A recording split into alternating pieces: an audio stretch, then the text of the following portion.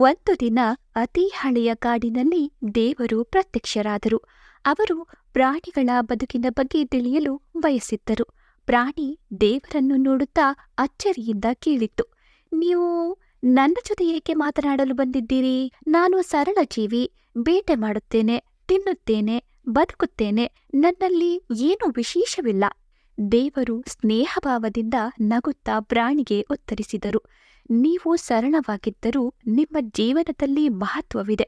ನಾನು ನಿಮ್ಮ ಬಳಿ ಒಂದು ಪ್ರಶ್ನೆಯನ್ನು ಕೇಳಲು ಬಯಸುತ್ತೇನೆ.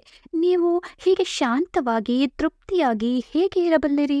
ಪ್ರಾಣಿ ತಲೆ ಎತ್ತಿ ದೇವರ ಕಡೆ ನೋಡುತ್ತಾ ಹೇಳಿತ್ತು, ನನಗೆ ಏನು ಹೆಚ್ಚು ಬಯಕೆ ಇಲ್ಲ.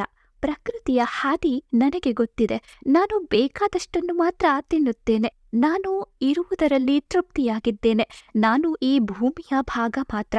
ಇನ್ನು ಯಾವುದಕ್ಕೂ ಆಸೆ ಇಲ್ಲ. ನಾನು ಹೇಗೆ ಬದುಕಬೇಕೆಂಬುದು ಪ್ರಕೃತಿ ನನಗೆ ಕಲಿಸಿದೆ ಎಂದಿತು. ದೇವರು ಆ ಮಾತುಗಳನ್ನು ಕೇಳಿ ಸಂತೋಷಪಟ್ಟರು. ನೀನು ಸರಿ. ದೇವರು ಹೇಳಿದರು, ನೀವು ಸರಳ ಜೀವನದಿಂದ ತೃಪ್ತರಾಗಿದ್ದೀರಿ. ನಿಮ್ಮ ಬಯಕೆಗಳು ಕಡಿಮೆ, ಆದ್ದರಿಂದಲೇ ನಿಮಗೆ ಶಾಂತಿ ಸಿಕ್ಕಿದೆ. ಅತಿಯಾದ ಬಯಕೆಗಳನ್ನ ನೀವೇ ತೊರೆತಿದ್ದೀರಿ ಎಂದ ದೇವರು ಮತ್ತೊಮ್ಮೆ ನಗುತ್ತಾ ಮಾತನಾಡಿದರು, ನೀವು ಬಯಕೆಗಳಿಂದ ಮುಕ್ತರಾಗಿದ್ದೀರಿ, ಆದ್ದರಿಂದ ನೀವು ದುಃಖವನ್ನು ಅನುಭವಿಸುತ್ತಿಲ್ಲ. ನಾನು ಈ ಪಾಠವನ್ನ ಮನುಷ್ಯನಿಗೂ ಕಲಿಸಬಲ್ಲೆ. ಹಾಗಾದರೆ ಮಾತ್ರ ಅವನು ಕೂಡ ಶಾಂತಿ ಮತ್ತು ಸಂತೋಷವನ್ನು ಪಡೆಯಬಹುದು. ಪ್ರಾಣಿ ದೇವರ ಮಾತುಗಳನ್ನು ಕೇಳಿ ನಗುತ್ತಾ ತಲೆಯಾಡಿಸಿತ್ತು, ನಾನು ಪ್ರಕೃತಿಯೊಂದಿಗೆ ಬಾಳುತ್ತೇನೆ, ಆದ್ದರಿಂದ ನನಗೆ ಸಾಕು. ದೇವರು ಪ್ರಾಣಿಯನ್ನ ಆಶೀರ್ವದಿಸಿ ಬೆಳ್ಳಿಯ ಬೆಳಕಾಗಿ ಕಾಡಿನ ಅಂತರಾಳದಲ್ಲಿ ಮಾಯವಾಗಿ ಹೋದರು.